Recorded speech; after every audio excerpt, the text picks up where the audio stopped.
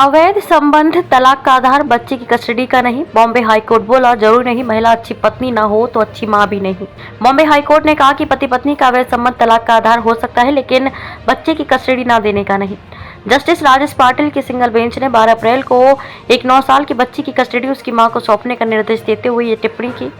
Court ने एक शख्स की याचिका खारिज कर दी जिसमें उसने अपनी बेटी की कस्टडी पत्नी को देने को लेकर फैमिली कोर्ट के आदेश को चुनौती दी थी।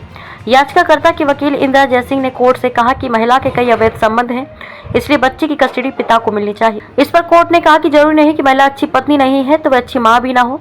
जस्टिस पाटिल ने कहा कि बच्ची सिर्फ 9 साल की है, जो कि युवावस्था से पहले की उम्र है। ऐसे मामलों में बच्ची का अपनी मां के साथ रहना ही उसके लिए सही है। जानिए क्या है पूरा मामला। याचिकाकर्ता महाराष्ट्र की पूर्व विधायक का बेटा है। शख्स पेशे से आईटी प्रोफेशनल है। उसकी पत्नी एक डॉक्टर है। दोनों की 2010 में शादी हुई थी।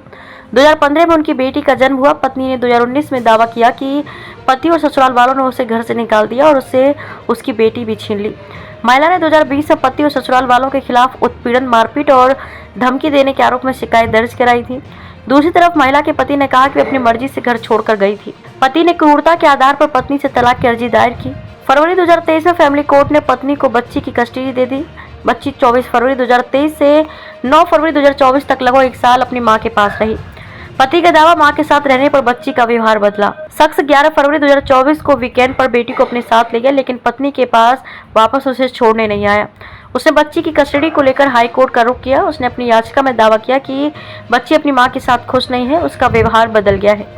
पति ने पत्नी के अवैध संबंधों का हवाला देते हुए कहा कि बेटी के स्कूल से उसकी दादी को ईमेल आया था। उन्होंने बच्ची के बदलते व्यवहार को लेकर चिंता जताई थी, इसलिए बच्ची का हित पिता और दादा दादी के साथ रहने में है।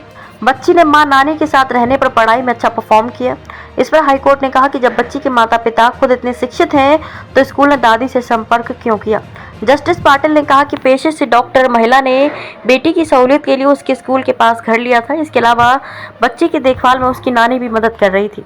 मां और नानी के साथ रहने के दौरान पढ़ाई लिखाई और एक्स्ट्रा करिकुलर एक्टिविटीज में बच्ची का परफॉर्मेंस काफी अच्छा था।